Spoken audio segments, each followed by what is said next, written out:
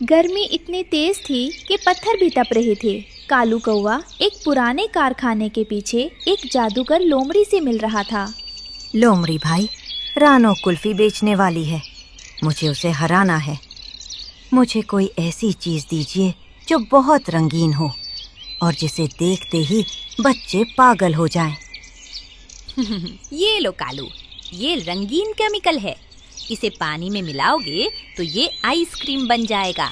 ये चमकेगा लेकिन पेट के लिए बहुत खतरनाक है। क्या तुम इसे इस्तेमाल करोगी? मुझे पेट की नहीं, पैसों की चिंता है। अब रानो की खैर नहीं। रानो चिड़िया और टुन्नो चिड़ा गर्मी से परेशान थे। उनके पास राशन खरीदने के पैसे नहीं थे। रानो, घर का राशन खत्म हो गया है। अगर हम कुछ कमाई नहीं करेंगे तो बच्चे भूखे रह जाएंगे। आप चिंता मत कीजिए टुन्नो जी, मुझे मेरी दादी की पुरानी मटका कुल्फी की रेसिपी याद है। मैं दूध, बादाम और केसर की शुद्ध कुल्फी बनाकर बेचूंगी। रानो चिड़िया उड़कर सोनाबुल की डेयरी पर पहुंची। सोनाबुल अपनी प्यारी गाय गौरी का दूध दूहकर बाल्टी लेकर बाहर आ रहा था। सोना भाई, मुझे कुल्फी बनाने के लिए गौरी गाय का थोड़ा गाढ़ा दूध चाहिए। हाँ, मेरे पास अभी पैसे नहीं हैं। कुल्फी बिकने के बाद मैं आपको पैसे दे दूंगी। अरे रानो बहन, आप कैसी बातें कर रही हैं? ये डेयरी आपकी ही तो है। ये लीजिए गौरी का सबसे ताज़ा और गाढ़ा दूध। शुक्रिया सोना भाई, आपकी मदद के बिना मैं ये काम शुरू नहीं कर पाती। बहन, आप इसमें जो मेहनत और ईमानदारी मिलाएंगी उससे ये दूध और भी मीठा हो जाएगा। जाइए, बच्चों के लिए बढ़िया कुल्फी बनाइए। रानो ने पूरी रात जागकर मिट्टी के छोटे छोटे मटकों में दूध पकाया। उसने उसमें इलायची और केसर डाला। गुड़िया और कुकू भी मदद कर रहे थे। माँ, इसकी खुशबू कितनी अच्छी है। क्या हम एक खा सकते हैं? बेटा, ये बिक्री के लिए है। अगर ये बिक गई तो मैं आपके लिए नए खिलौने लाऊंगी। पहले ग्राहकों को, फिर हमें। रानो ने एक पुराने ठेले पर अपनी लाल कपड़े से ढकी हुई मटका कुल्फी सजाई। कुल्फी ले लो, ठंडी ठंडी मटका कुल्फी, सेहत से भरपूर बादाम वाली कुल्फी। हरिया तोता और बंटी कबूतर खुशबू सूंघकर आने ही वाले थे। अचानक जोर से हॉर्न बजा। पॉ पॉ। कालू कौवा एक चमकदार रंग बिरंगी रेली लेकर आया। उस पर डिस्को लाइट जल रही थी। हट जाओ, हट जाओ। आ गई है शहर की रेनबो आइसक्रीम। नीली, पीली, हरी आइसक्रीम। मटका कुल्फी पुरानी है, मेरी आइसक्रीम तूफानी है। बच्चे नहा रहे थे। जैसे ही उन्होंने कालू की नीली और लाल आइसक्रीम देखी, वो सब रानो को छोड़कर कालू की तरफ भाग गए। मुझे वो नीली वाली चाहिए, वो चमक रही है। मुझे वो लाल वाली चाहिए। रानो आंटी की कुल्फी तो बोरिंग दिखती है। रानो की दुकान खाली हो गई। कालू घमंड से रानो की तरफ देखकर हंस रहा था। रानो की कोई बिक्री नहीं हुई थी। उसके बच्चे गुड़िया और कुकू कालू की रंगीन आइसक्रीम देखकर ललचा रहे थे। माँ, प्लीज हमें भी वो नीली आइसक्रीम दिला दीजिए ना, हमारे दोस्त खा रहे हैं। नहीं कुकू, हम भूखे रह लेंगे, लेकिन मैं आपको वो जहर नहीं खाने दूंगी। वो आइसक्रीम नहीं, बीमारी है। आप बहुत बुरी है माँ, ना खुद की कुल्फी बेच रही है, ना हमें वो खाने दे रही है। रानो का दिल टूट गया। बच्चों की नाराजगी और गरीबी दोनों उसे तोड़ रहे थे, लेकिन वो अपने असूलों पर डटी रही। रानो अपनी भरी हुई कुल्फी की वटकियां देख रही थी। बर्फ पिघल रही थी और साथ में रानो की उम्मीद भी। हे ईश्वर, क्या सादगी और शुद्धता का अब कोई मोल नहीं? मैंने इसमें कोई मिलावट नहीं की, फिर भी मैं हार गई। मेरा नुकसान हो रहा है। इसका मुझे दुख नहीं, दुख ये है कि बच्चे वो जहर खा रहे हैं। रानो की आंखों से आंसू गिरकर मटकों पर पड़ रहे थे। कालू की आइसक्रीम खाने के थोड़ी देर बाद ही बच्चों की हालत खराब होने लगी। हाथी का बच्चा अपना गला पकड़कर बैठ गया। मेरा गला, ऐसा लग रहा है जैसे कांटे चुभ रहे हों। मैं बोल नहीं पा रहा। खो खो। मेरे पेट में बहुत जलन हो रही है, माँ बचाओ। जंगल में हाहाकार मच गया। सभी माता पिता बच्चों को लेकर डॉक्टर के पास भागे।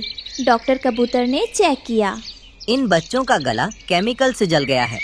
कालू ने इन्हें आइसक्रीम नहीं, एसिड खिलाया है। मेरे पास इतनी जल्दी इसकी दवा नहीं है।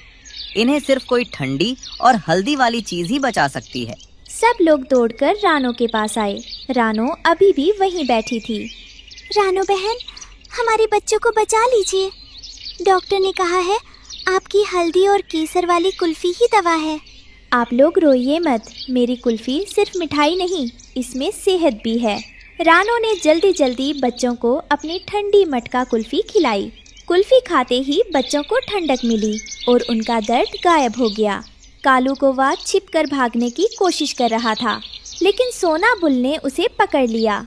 कालू, तुमने चंद पैसों के लिए सबकी जान खतरे में डाली।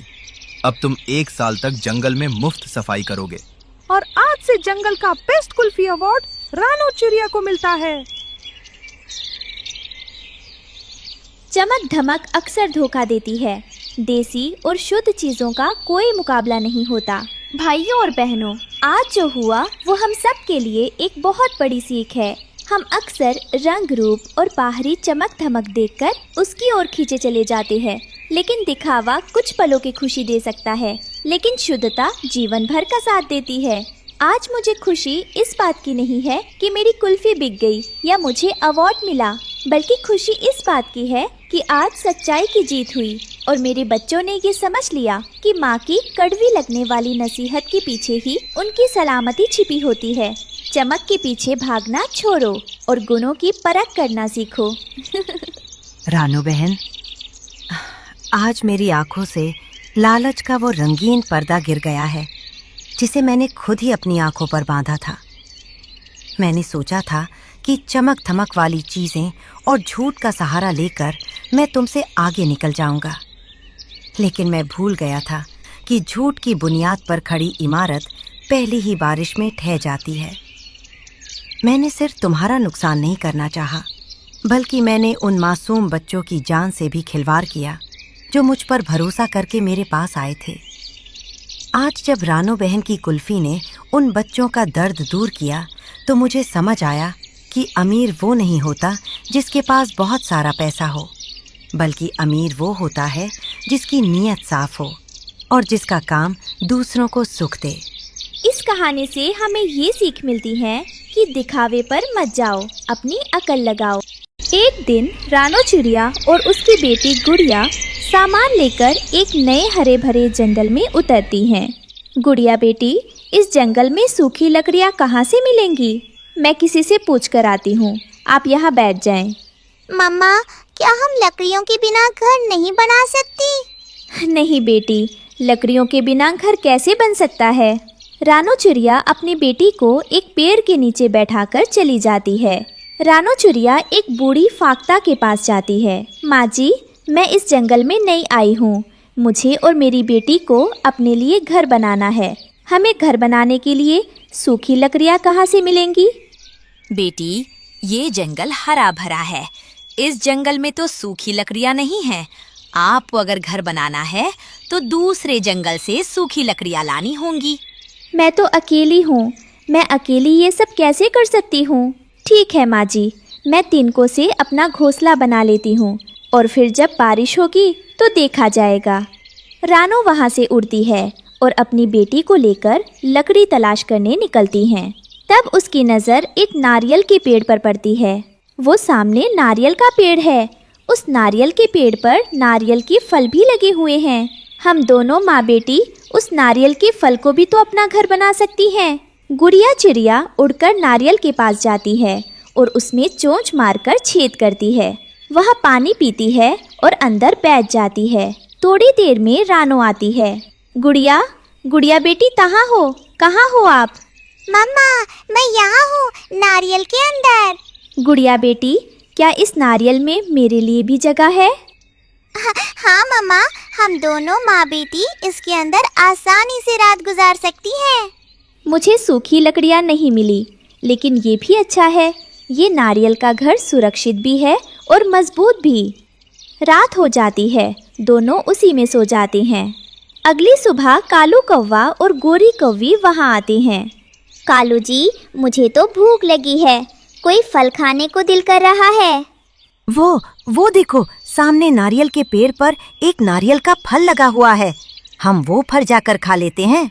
कौवे नारियल पर चोंच मारते हैं। अंदर आवाज आती है। मम्मा, ये आवाज कैसी है? शायद कोई हमारे नारियल के घर को बाहर से चोंच मार रहा है। रानू और गुड़िया बाहर निकलती हैं। कौवा, कौवा रुक जाओ, इसे मत खाओ, ये तो मेरा और मेरी बेटी का घर है। घर है? ये कैसा घर है? ये तो हमारा भोजन है। घर बनाना है तो कहीं और जाकर बनाओ। हम तो ये नारियल खाकर अपनी भूख मिटाएंगे। कौवे नारियल खाने लगते हैं। रानू और गुड़िया बेघर हो जाती हैं। मम्मा, इन कौवों ने तो हमारा घर ही खा लिया, अब हम कहाँ जाएंगी? चलो गुड़िया बेटी, हम किसी और जगह चली जाती हैं। वे पहाड़ों की तरफ जाती हैं, जहाँ एक बड़ा अनार का पेड़ मिलता है। मम्मा, अगर हम इस अनार के फल को अपना घर बना ले तो कैसा रहेगा? हाँ बेटी, हम इस अनार के फल को अंदर से खाकर खाली कर लेती हैं और फिर आराम से इस घर में रह लेंगी। वे अनार खाली करके उसमें रहने लगती हैं। शाम को मिट्ठू तोता आता है। चिड़िया, चिड़िया, तुम इस अनार से बाहर निकल जाओ, मैं इसे खाने आया हूँ। तोते भैया, ये अनार का फल अब मेरा घर है, मैं अपना घर नहीं छोड़ सकती। अंकल तोते, हमने तो ये अनार का फल अंदर से पहले ही खा लिया है। मैं इसका रस नहीं बल्कि छिलका खाता हूँ। अब बाहर निकलो, ये जंगल के फल खाने के लिए हैं, घर बनाने के लिए नहीं। नहीं, हम नहीं निकलेंगे, तुम जाओ यहाँ से। मैं अभी कौवों को बुला कर लाता हूँ। तोता कौवों के पास जाता है। कौवे, कौवे, एक चिड़िया ने अनार के फल में अपना घर बना लिया है, उसे बाहर निकालो, मैं उस फल को खाना चाहता हूँ। वो चिड़िया कभी नारियल को घर बनाती है, कभी अनार को। अब तो उस चिड़िया को जंगल से बाहर ही निकालना होगा। कौवे और तोता रानू के पास आते हैं। चिड़िया, तू सीधे से अनार से बाहर आएगी या लगाऊं एक दो? कौवे, तुम मुझे कहीं भी रहने नहीं देते हो, मैं जहाँ भी घर बनाती हूँ तुम वहाँ ही आ जाते हो। अगर तुमने दोबारा किसी फल को घर बनाया तो हम तुम्हें जंगल से बाहर निकाल देंगे। डरकर रानू और गुड़िया बाहर निकल जाती हैं। तोता अनार खाने लगता है।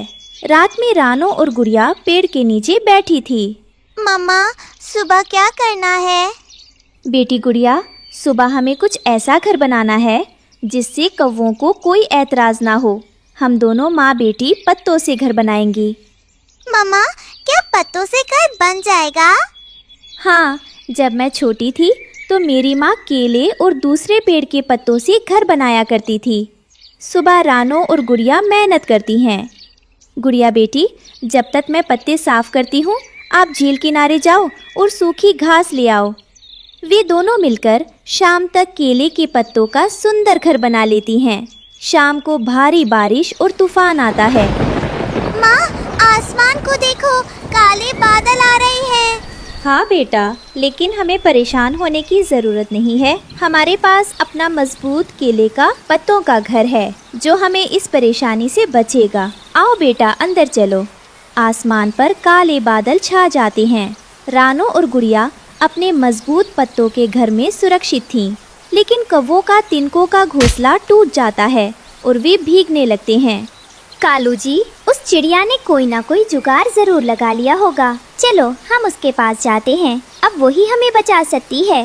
कौवे रानू के घर के बाहर आते हैं। चिड़िया, चिड़िया, बात सुनना। रानू दरवाज़ा खोलती है। कौवे, अब क्या पत्ते भी तुमने खाने हैं? मैंने तो इस बार पत्तों का घर बनाया है। चिड़िया बहन, हमें माफ कर दो और हमें अपने पत्तों के घर में थोड़ी देर आ लेने दो, हम बारिश में भीग रहे हैं। ठीक है कालू भैया, गोरी भाभी, आप दोनों अंदर आ जाइए। वाकई में बाहर बहुत तेज बारिश हो रही है। अगर आप दोनों बारिश में भीगते रहे तो बीमार पड़ जाएंगे। अगर हम आपकी मदद नहीं करेंगे तो पक्षी होने का क्या फायदा। रानू चिड़िया दया दिखाती है और उन्हें अंदर बुला लेती है। कौवे शर्मिंदा होकर चिड़िया का शुक्रिया अदा करते हैं जंगल के मैदान में रानो चिड़िया दाना चुग रही थी। उसे वहाँ कुछ भूखी लाल चींटियाँ मिली। रानो ने खुद खाने के बजाय अपना दाना उन चींटियों को दे दिया। पास ही पेड़ पर बैठा कालू कौवा यही देख रहा था। देख रही हो गौरी, इस रानो को जंगल वाले दया की देवी कहते हैं। खुद भूखी मर रही है लेकिन चींटियों को खाना खिला रही है। कालू जी, मुझे इसकी यही अच्छाई जहर लगती है। सब इसकी तारीफ करते हैं और हमें दुत्कारते हैं। मुझे इससे नफरत है। मैं इसकी ये दया ही इसकी बर्बादी का कारण बनाऊंगा। देख लेना, ये अपनी अच्छाई की वजह से ही रोएगी। रानो और टुन्नू अपने पुराने घोंसले में बैठे थे। रानो बहुत डरी हुई थी। टुन्नू जी, मुझे अभी अभी बहुत ही भयानक खबर मिली है कि काला नाग इसी पेड़ की तरफ धीरे धीरे आगे बढ़ रहा है। आप जानते हैं, मेरे अंडे किसी भी दिन आ सकते हैं और यही पुरानी खुली दाल बिल्कुल भी सुरक्षित नहीं है। अगर वो यहाँ पहुँच गया तो हमारे बच्चों का क्या होगा? आप सही कह रही हैं रानो, हमें किसी सुरक्षित जगह घर बनाना होगा। लेकिन कहाँ? जंगल में हर जगह खतरा है। समस्या लेकर विज्ञानी उल्लू बाबा के पास गए। बेटा, जंगल का नियम है, जो खुद कमजोर हो उसे किसी ताकतवर से दोस्ती करनी चाहिए। तुम अपना घोंसला लाल चींटियों के घर के ठीक ऊपर वाले पेड़ पर बनाओ। लेकिन बाबा, चींटियां तो हमें भी काट सकती हैं। नहीं, रानो ने हमेशा उनकी मदद की है। चींटियां दोस्त को नहीं काटती, लेकिन दुश्मन को छोड़ती नहीं। सांप चींटियों के डर से उस पेड़ पर कभी नहीं चढ़ेगा। रानो और टुन्नू लाल चींटियों के पास गए। रानो ने चींटी रानी से बात की। रानी बहन, मैं बहुत बड़ी मुसीबत में हूँ और मदद के लिए आपके पास आई हूँ। क्या मैं आपके टीले के ठीक ऊपर वाले मजबूत पेड़ पर अपना घोंसला बना सकती हूँ? मेरे होने वाले बच्चों को उस खतरनाक काले नाग से बहुत बड़ा खतरा है। आपकी दोस्ती पर ही हमारा जीवन टिका है। रानो बहन, आपने उस भयानक अकाल के समय हमारे बच्चों को भूखे मरने से बचाया था। हम आपका यह उपकार कभी नहीं भूल सकते। यह पूरा इलाका, यह पेड़, यह सब तुम्हारा है। तुम बेफिक्र होकर यहाँ रहो। अगर उस दुष्ट नाग ने तुम्हारे घोंसले तक पहुँचने के लिए पेड़ को छूने की कोशिश भी की तो मेरी पूरी फौज उसे जीवित नहीं छोड़ेगी। रानो और टुन्नू ने चींटियों के टीले के ठीक ऊपर एक मजबूत पेड़ पर अपना नया घोंसला बनाया। रानो ने वहाँ अंडे दिए। चींटियों की लंबी कतार दिन रात पेड़ के तने पर पहरा देने लगी। वाह, ये लाल फौज तो किसी लोहे की दीवार से कम नहीं है। अब हम सुरक्षित हैं। दूर झाड़ियों में छिपे कालू और गोरी यही देखकर हैरान थे। अरे, यह रानो तो बहुत चालाक निकली। इसने तो चींटियों को अपना बॉडीगार्ड बना लिया। अब नाग वहाँ कैसे जाएगा? चींटियों को हटाना कौन सी बड़ी बात है? चींटियों का सबसे बड़ा दुश्मन कौन है? पानी। कालू कौवा नदी किनारे पड़ा एक इंसानों का फेंका हुआ प्लास्टिक का बड़ा कटोरा ढूंढ लाया। उसने उसमें नदी से पानी भरा। गोरी, ये पानी हम चींटियों के घर पर डाल देंगे। चींटियां बह जाएंगी या अपनी जान बचाने में लग जाएंगी, तब रास्ता साफ हो जाएगा। दोपहर में जब सब शांत था, कालू और गोरी ने उड़ते हुए वह पानी से भरा कटोरा ऊपर से सीधा चींटियों के घर और पेड़ की जड़ पर उलट दिया। बाढ़ आ गई, भागो, अपने बच्चों को बचाओ। पानी के तेज बहाव में चींटियां इधर उधर बहने लगीं। उनका पहरा टूट गया। पेड़ का तना अब एकदम साफ था। पहरा हटते ही झाड़ियों में छिपा काला नाग बाहर निकला। बेवकूफ चींटियां पानी में बह गईं। अब उस पेड़ पर चढ़ने से मुझे कोई नहीं रोक सकता। आज रानो के अंडे मेरा नाश्ता बनेंगे। रानो ने नीचे शोर सुना। उसने देखा कि चींटियां मुसीबत में है और नाग ऊपर आ रहा है। टुन्नू जी, देखो, कालू ने जानबूझकर हमारे सच्चे दोस्तों को डुबो दिया। काला नाग तेजी से ऊपर आ रहा है और अब हमारे बच्चों को खतरा है। आप तुरंत बिना समय गवाए उड़कर मोर दादा को बुलाइए। मैं तब तक अपनी पूरी हिम्मत से उस नाग को रोकने की कोशिश करती हूँ। मैं अभी गया, आप हिम्मत मत हारना। नाग घोंसले तक पहुँच गया। रानो अपने अंडों के सामने खड़ी हो गई। रानो, हट जा। तेरी चींटी सेना अब तुझे नहीं बचा सकती। मेरी सेना अभी हारी नहीं है दुष्ट। और तुम ये बात कान खोल कर सुन लो, जब तक मेरे छोटे से शरीर में भी सांस है और मेरे परों में ताकत है, तुम मेरे बच्चों को छू भी नहीं सकते। मैं तुम्हारी राह में खड़ी हूँ। नाग ने रानो पर हमला किया। रानो ने उसे चोंच मारी, लेकिन वह बुरी तरह घायल होकर गिर गई। उधर दूसरी तरफ टुन्नू जान की बाजी लगाकर उड़ते हुए पहाड़ी पर रंगीला मोर के पास पहुंचा। उसकी सांस बुरी तरह फूल रही थी और आंखों में आंसू थे। मोर भैया, अनर्थ हो गया। कालू ने धोखा दिया है। काला नाग रानो और अंडों को खाने वाला है। रानो अकेली है, वह मारी जाएगी। कृपया मेरी मदद कीजिए। क्या उस दुष्ट नाग की इतनी हिम्मत? घबराइए मत टुन्नू जी, आज उस पापी का अंत निश्चित है। चलिए। तभी आसमान से टेहू की आवाज आई। रंगीला मोर आ गया, लेकिन इस बार मोर अकेला नहीं था। जो चींटियां पानी से बच गई थी, वे गुस्से में पेड़ पर चढ़ चुकी थी। तूने एक माँ और उसके मासूम दोस्तों को सताया है। मोर ने नाग को ऊपर से नीचे पटका। नीचे जमीन पर हजारों गुस्से से भरी लाल चींटियां इंतजार कर रही थी। चींटियों ने नाग को चारों तरफ से घेर लिया और काटने लगीं। भागो गौरी, ये चींटियां तो नाग को भी खा जाएंगी। देखा टुन्नू जी, आज हमने ये सच्चाई देख ली कि सच्ची दोस्ती जो निस्वार्थ भाव से की जाती है और एक माँ की ममता के आगे संसार की बड़ी से बड़ी ताकत भी घुटने टेक देती है। उस दिन जंगल ने देखा कि दया कभी बेकार नहीं जाती। रानो ने चींटियों को खाना दिया था और आज चींटियों ने रानो का परिवार बचा लिया। जंगल में सूखा पड़ने के कारण रानो चिड़िया बहुत उदास बैठी थी। उसके पास अपने बच्चों को खिलाने के लिए कुछ नहीं था। तभी वहाँ कालू कौवा आता है। रानो बहन, आप इतनी उदास क्यों बैठी हैं? सब ठीक तो है ना? नहीं कालू भैया, बिल्कुल भी ठीक नहीं है। मेरे पंखों में अब उड़ने की हिम्मत नहीं बची है। इस भयंकर सूखे ने सब कुछ छीन लिया है। मेरे छोटे छोटे बच्चे भूखे हैं और उनकी भूख भरी आंखें मुझसे देखी नहीं जा रही हैं। मेरे पास कोई काम नहीं है। मुझे सच में समझ नहीं आ रहा कि मैं अपने बच्चों का पेट भरने के लिए क्या करूँगी। ये चिंता मुझे खाए जा रही है। आप चिंता मत कीजिए। नदी के किनारे मेरी एक खाली जमीन पड़ी है। आप वहाँ खेती कर लीजिए। जो भी फसल होगी हम बाँट लेंगे। आपका मैं जितना शुक्रिया अदा करूँ कम है कालू भैया। आपने तो मेरी बहुत बड़ी मुश्किल हल कर दी है, जिसने मेरे दिल में एक भारी बोझ डाल रखा था। आपके इस एहसान को मैं कभी नहीं भूल पाऊंगी। अब मेरे बच्चों को भूखा नहीं रहना पड़ेगा।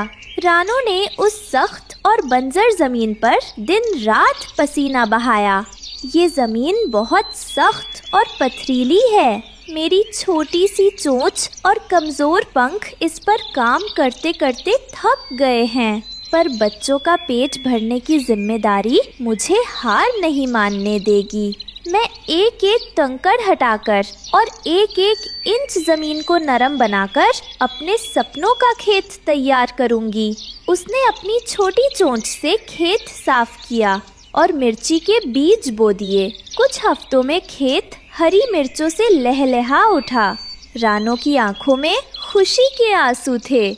हे भगवान, आपका कोटि कोटि शुक्रिया। आपकी दया से मेरी मेहनत रंग लाई है। ये हरी भरी मिर्चें सिर्फ फसल नहीं है, ये मेरे बच्चों के लिए भोजन है, उनकी मुस्कान है। अब मेरे बच्चे भूखे नहीं सोएंगे, अब वे पेट भरकर खाएंगे। ये दृश्य मेरी आंखों को सबसे बड़ी शांति दे रहा है। वाह रानो, मान दे तुम्हारी मेहनत को। ऐसी फसल तो पूरे जंगल में नहीं है। उसी जंगल में हरिया तोता और हरियाली तोती रहते थे। वे बहुत आलसी थे। उनकी नजर रानो की लहलहाती फसल पर पड़ी। अरे हरियाली, नीचे देखो, वो रानो चिड़िया का खेत है। कितनी ताजी और बड़ी मिर्चें हैं।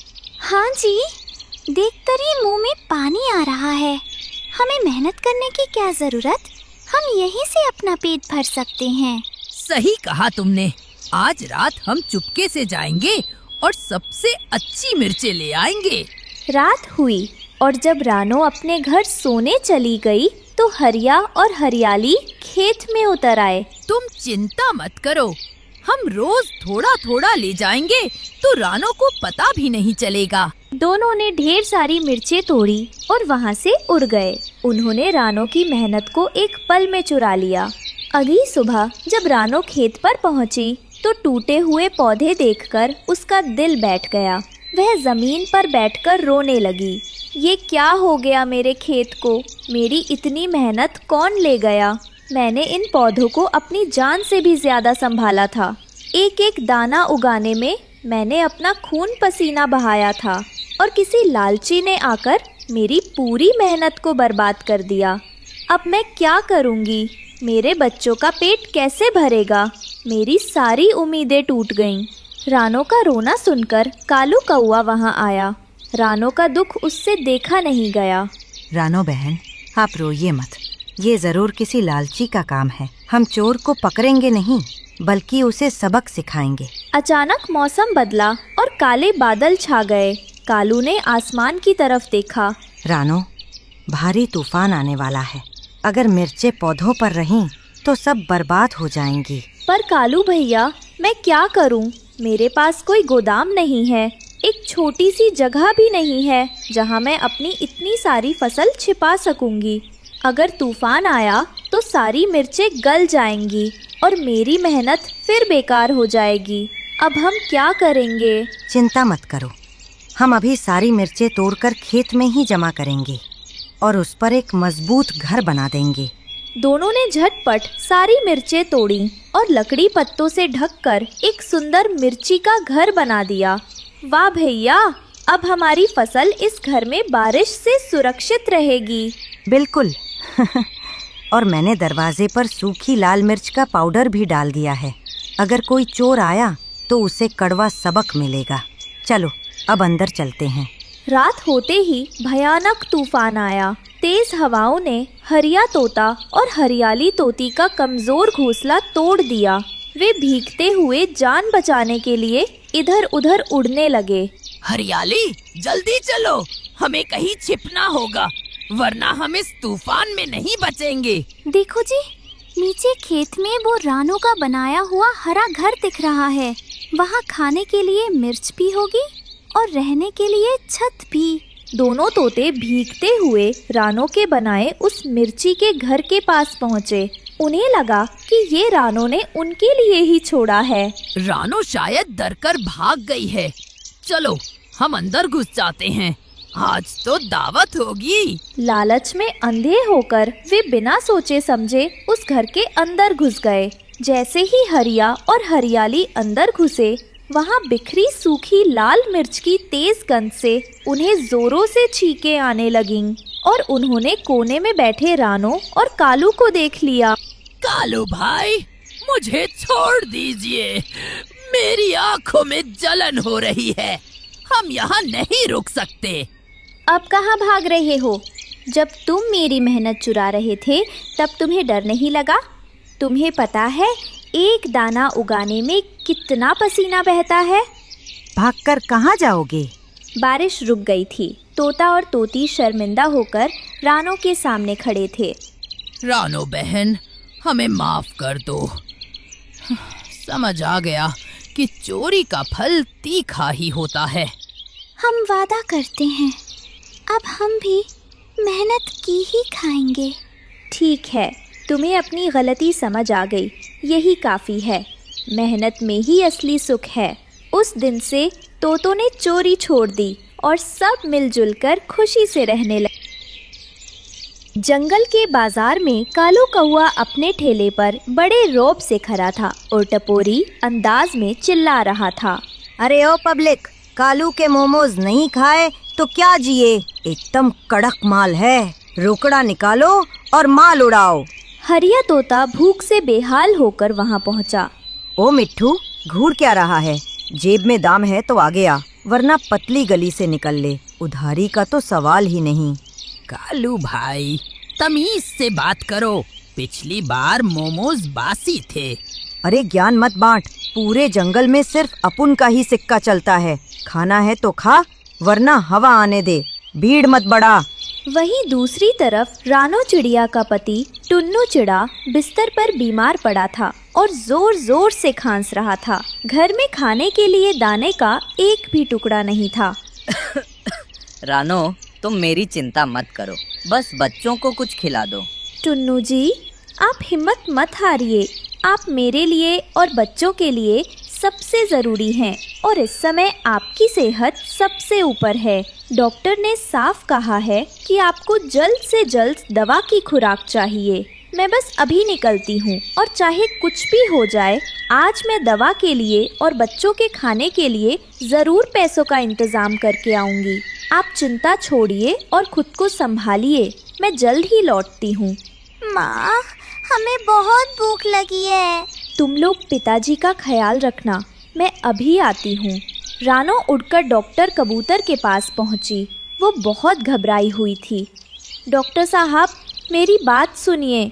इस समय टुन्नू जी की हालत बहुत नाजुक है, उन्हें तुरंत दवा की ज़रूरत है। मैं हाथ जोड़कर आपसे विनती करती हूँ, आप मुझ पर थोड़ी सी दया कीजिए और एक खुराक दे दीजिए। मैं जानती हूँ कि पिछला कर्ज बाकी है, लेकिन मैं आपको विश्वास दिलाती हूँ, जैसे ही मुझे कोई काम मिलता है, मैं सबसे पहले आपके सारे पैसे चुका दूँगी। प्लीज़, इस समय नियमों को छोड़कर थोड़ी इंसानियत दिखाइए। रानो, पिछली दवा के पैसे भी अभी बाकी हैं। बिना पैसों के मैं और दवा नहीं दे सकता। तुम्हें पहले पुराने पैसे चुकाने होंगे। डॉक्टर साहब, मुझ पर दया कीजिए, मैं जल्द ही सारे पैसे चुका दूंगी। माफ करना रानो, नियम तो नियम है। रानो उदास होकर बाजार में काम ढूंढने लगी। वहाँ कालू कौआ अपनी मोमोज की दुकान चला रहा था। अरे रानो, तुम यहाँ क्यों आई हो? यहाँ गरीबों के लिए कोई काम नहीं है। कालू भैया, मुझे थोड़े काम की ज़रूरत है। क्या मैं आपकी दुकान पर बर्तन साफ कर दूं? भाग जाओ यहाँ से। मेरी दुकान पर सिर्फ अमीर पक्षी आते हैं। तुम यहाँ गंदगी मत फैलाओ। रानो रोते हुए नदी के किनारे बैठ गई। तभी उसकी नज़र वहाँ पड़ी एक टूटी हुई पुरानी मिट्टी की मटकी पर गई, जिसके नीचे कुछ कोयले पड़े थे। उसे एक विचार आया, बाजार में सब सादे उबले हुए मोमोज बेचते हैं। अगर मैं इस मटकी को तंदूर बनाकर उसमें मसालेदार मोमोज सेकूं, तो शायद कुछ कमाई हो जाए। मेरे पास थोड़े मसाले तो घर पर हैं। रानो ने घर आकर बची हुई सब्जियों और मसालों को पीसकर एक खास लेप तैयार किया और मोमोज पर लगाया। बच्चे उसे देख रहे थे। माँ, ये क्या है? इससे बहुत अच्छी खुशबू आ रही है। बेटा, ये हमारी उम्मीद है, हम तंदूरी मोमोज बनाएंगे। भगवान ने चाहा तो आज हम भूखे नहीं सोएंगे। रानो ने बाजार के कोने में वो पुरानी मटकी रखी और उसमें आग जलाई। जैसे ही मोमोज सिंकने लगे, धुएं के साथ एक बेहतरीन खुशबू पूरे बाजार में फैल गई। अरे वाह, ये खुशबू कहाँ से आ रही है? ऐसा लग रहा है जैसे कुछ नया बना है। चलो चलकर देखते हैं। देखते ही देखते रानो की दुकान पर भीड़ लग गई। कालू कौवे की दुकान आज खाली थी। सारे ग्राहक रानो के पास खड़े थे। कालू गुस्से से लाल हो रहा था। इस रानो की इतनी हिम्मत! कल तक ये काम मांग रही थी और आज मेरी दुकान बंद करवा रही है। मुझे कुछ करना होगा। आप चिंता मत कीजिए, आज रात हम उसका वो मिट्टी का तंदूर ही तोड़ देंगे, फिर देखते हैं वो कैसे बेचती है। जब सब सो गए, कालू कौवा चुपके से रानो की दुकान के पास आया। उसने एक भारी पत्थर उठाया। अब न रहेगा ये तंदूर और ना बिकेंगे तेरे मोमोज। कालू ने पत्थर मारकर रानो की मटकी फोड़ दी और वहाँ से भाग गया। सुबह जब रानो दुकान पर आई तो अपना टूटा हुआ तंदूर देखकर फूट फूट कर रोने लगी। उसके सपने भी उस मटकी की तरह बिखर गए थे। अब मैं क्या करूँगी? मेरे पति की दवा कैसे आएगी? किसी ने मेरी मेहनत पर पानी फेर दिया। रानो बहन, हिम्मत मत हारो। जिसने ये किया है उसे ऊपर वाला देख रहा है। रानो ने अपने आंसू पोंछे। उसने देखा कि मटकी तो टूट गई है, लेकिन उसके पास अभी भी लोहे की जाली और कोयले बचे हैं। मैं हार नहीं मानूंगी। मटकी टूटी है, मेरा हौसला नहीं। मैं खुली आग पर मोमोज सेकूंगी, इसका स्वाद और भी अच्छा आएगा। रानो ने ईंटों का चूल्हा बनाया, जाली रखी और मोमोज सेकना शुरू किया।